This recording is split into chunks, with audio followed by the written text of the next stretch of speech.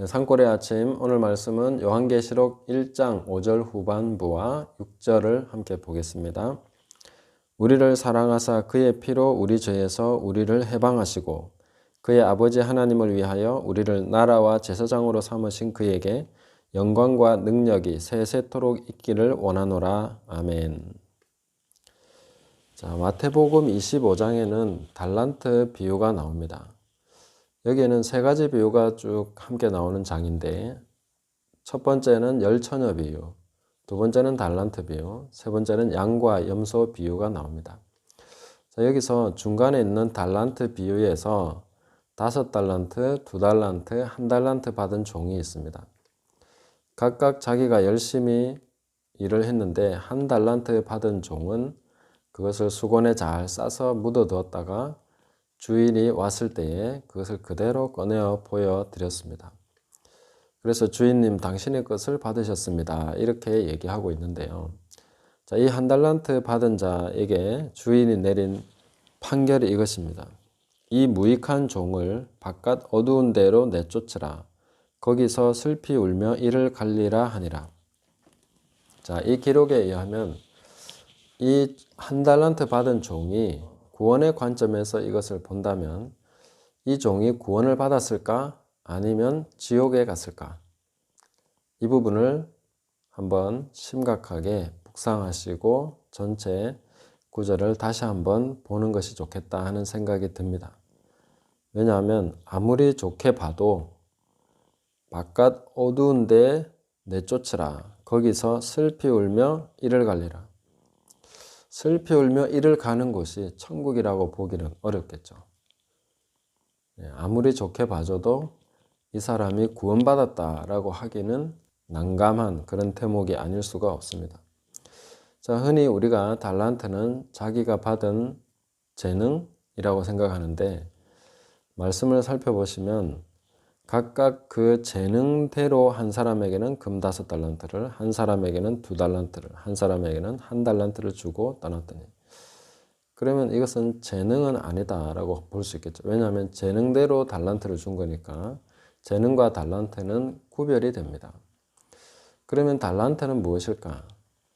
자기의 사명과 목적이라고 보는 것이 좋겠다 싶습니다. 그래서 자신의 사명과 목적대로 살지 않은 사람, 그 사명과 목적대로 살아서 자신의 열매를 하나님께 드리지 못하는 사람에 대해서 1달란트 받은 종이라고 우리가 대입해 볼 수 있다면 우리 자신 각각의 경우에 대입해서 보면 매우 심각한 그런 결과를 예측할 수 있다 하는 것이죠. 이런 부분에서 우리가 말씀을 좀 더 신중하게 풀어볼 필요가 있습니다.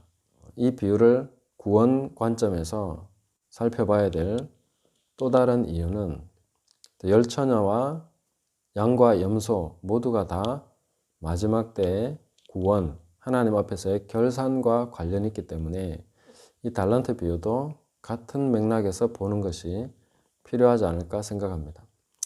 혹시 이 해석이나 이 적용이 옳지 않다 싶으시면 댓글을 남겨주시면 감사하겠습니다. 그런 관점에서 우리 자신이 정말 하나님 앞에 받은 사명대로 살아가고 있는가? 그 삶의 그 사명의 여정에서 내가 달란트를 남기고 있는 사람인가 하는 것을 확인하는 것은 우리 삶에 있어서 아주 중요한 그런 과제라고 봐야 됩니다. 이것을 구원과 관련시키면 내가 지금 구원 받느냐 못 받느냐 하는 것까지도 생각하고 이 사명을 봐야 된다는 것이죠.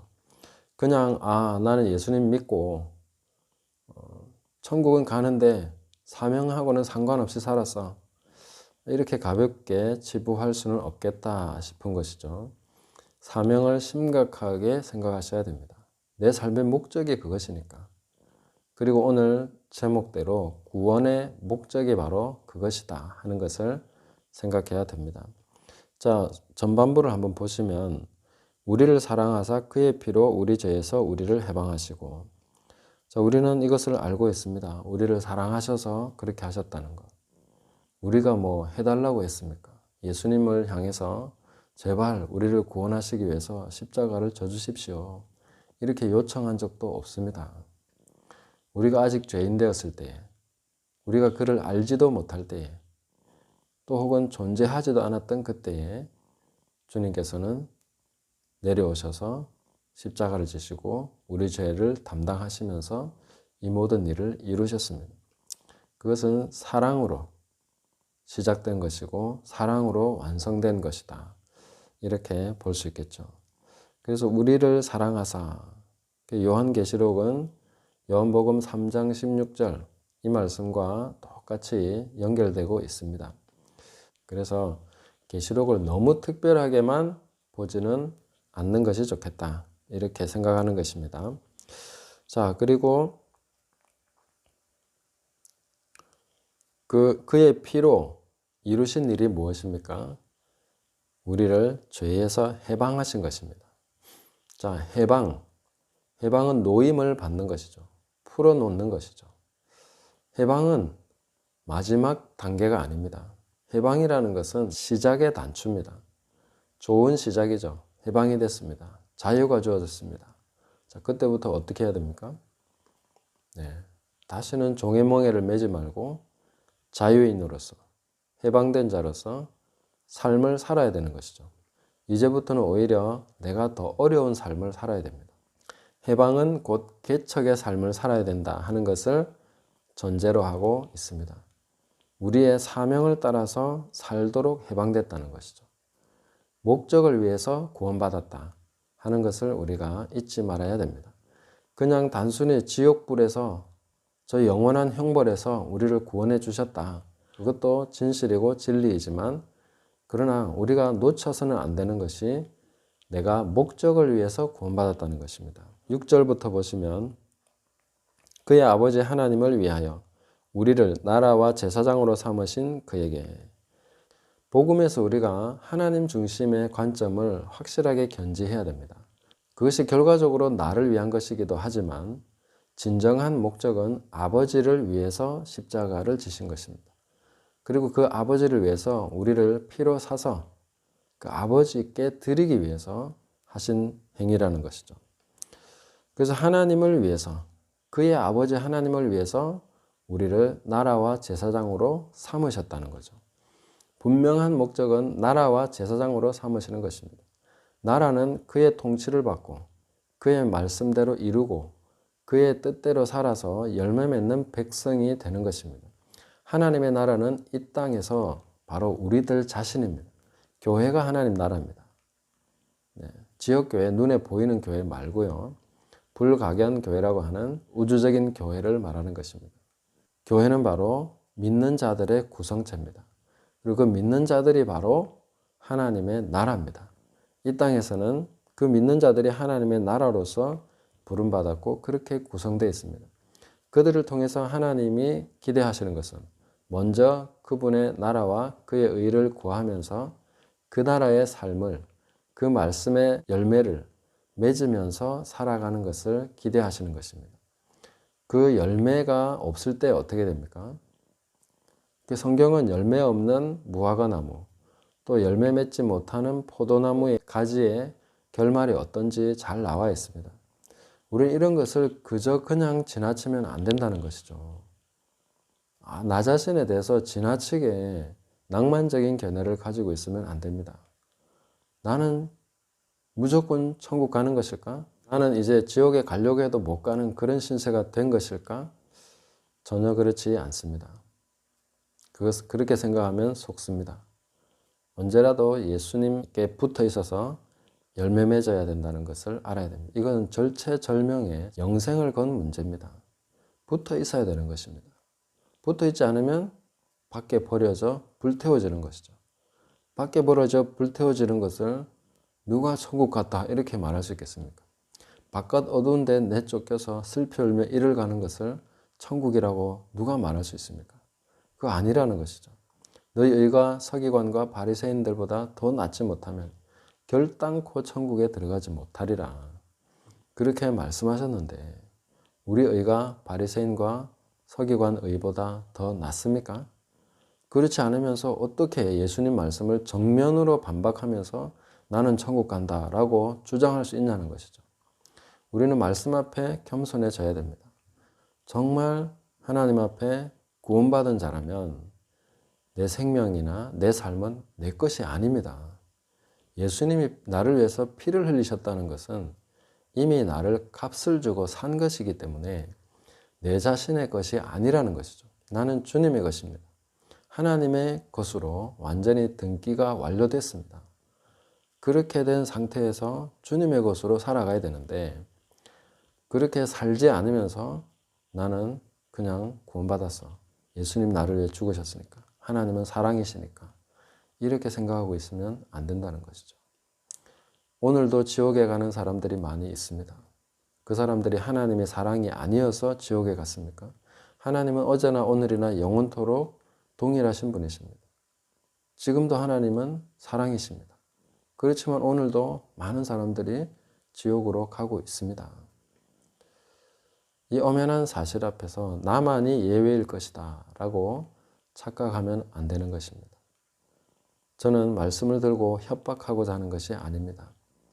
우리는 잘못된 생각이나 교리에 빠져서 성경 말씀을 잘못되게 적용해버리면 안 되는 것이죠. 나만은 특별히 구원받았고 나는 특별히 선민이고 선택받은 자고 이런 생각에 빠져 있으면 성경이 곧이곧대로 보이지 않습니다. 우리는 우리 자신을 겸손하게 낮추어서 하나님 앞에 떨면서 두렵고 떨림으로 우리 구원을 이루라는 그 말씀대로 하나님의 말씀은 두렵고 떨림으로 받아야 됩니다. 오늘 이 말씀도 얼마나 두렵고 떨립니까? 주님이 피로서 주고 사셨다는 것. 돈 주고 산 것도 아니고 이 세상에 금과 은을 가지고 우리를 사신 것도 아니고 피로 값주고 사셨는데 그 목적이 얼마나 지엄한가 하는 것입니다. 그냥 나 혼자 잘 먹고 잘 살아라. 그걸 위해서 그렇게 하신 것이 아니라는 것이죠. 그의 아버지 하나님을 위해서 그렇게 하셨습니다. 그의 나라를 이루라고 그렇게 하셨습니다. 그리고 제사장으로서 삼으셨죠. 제사장은 화해의 사역입니다. 하나님과 백성들을 화목케 하는 자리에 있는 사람이죠. 항상 우리는 화평케 하는 자가 되어야 됩니다. 화평케 하는 자는 복이 있나니 저희가 하나님의 아들이라 일컬음을 받을 것이다. 화평케 하는 자로서 살아갈 때에 비로소 우리는 하나님의 자녀됨에 그 지위에 합당한 삶을 살고 있는 것입니다. 분란을 일으키고 공격하고 헐뜯고 비판하고 정죄하는 것은 그 제사장의 자리에 있는 것이 아니죠. 우리는 그 하나님 앞에 제사장으로 세움받았다 하는 것을 기억하시고 교회에서나 어디서나 하나님과 사람들을 화평케 하는 자리에 내 자신을 세우고 그 일을 감당해야 되겠습니다. 자, 우리의 사명은 또 각자가 깨달아야 될 부분들도 많이 있을 것입니다. 주님께서는 우리 각자에게 직분을 주시는 분이십니다. 우리를 부르셔서 그냥 잘 먹고 잘 살다가 천국 온나 이렇게 하신 것이 아닙니다. 이 땅에 있는 동안에 너의 시간을 잘 사용해서 남겨라. 그러면서 달란트를 주신 분이 주님이십니다. 그것을 끝까지 이게 뭐냐? 주님이 나한테 주신 것도 없이 일만 시키시냐라는 생각을 가지고 있었던 한 달란트 받은 종처럼 생각하면 안 됩니다. 내가 가진 것이 무엇인가? 절대 묻어두지 말고 그것을 꺼내어서 활용해야 됩니다. 내가 지금 직장 생활하고 먹고 사는 것이 중심이 아닙니다. 주님 주신 달란트를 바르게 사용하고 그것을 적극 활용해서 남겨야 되는 것입니다. 사역에서 열매를 맺어야 되는 것입니다. 아, 저는 평신도일 뿐입니다. 아닙니다. 평신도도 다 사역을 해야 됩니다. 모두가 달란트를 받은 사람들입니다. 자기는 달란트 받은 사람이 아니라고 생각하면 큰 착각을 하고 있는 것이죠. 그것이야말로 한 달란트 받은 종이 했던 생각입니다. 모두가 달란트를 받았습니다. 그것을 잘 사용하셔서 남기셔야 됩니다. 구원은 목적이 있습니다. 그 목적을 따라서 살아야 될 삶이 오늘의 삶이고 우리에게 남겨진 시간입니다. 어제 제가 은혜는 시간이다, 기회다 이렇게 말씀드렸습니다. 지금은 은혜 받을 만한 때고 구원의 날이라고 하셨습니다. 그렇습니다. 우리에게 남겨진 시간이 은혜의 날입니다. 또한 구원의 날입니다. 이 은혜를 헛되이 받지 마십시오.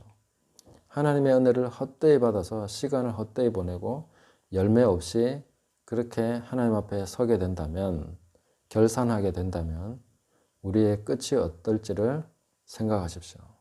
열매 없는 가지의 끝은 불입니다. 그래서 우리가 두렵고 떨림으로 오늘 하루도 하나님 앞에서 겸손하게 그의 말씀을 붙들고 우리가 깨달아야 될 것을 깨닫게 해달라고 철저하게 회개하면서 오늘도 이 삶을 살아가야 됩니다. 이 세상에 살아가는 것은 이 세상에 있는 것을 즐기고자 함이 아닙니다. 주님의 사명을 이루고자 하는 것입니다. 그 길을 달려가시기 바랍니다.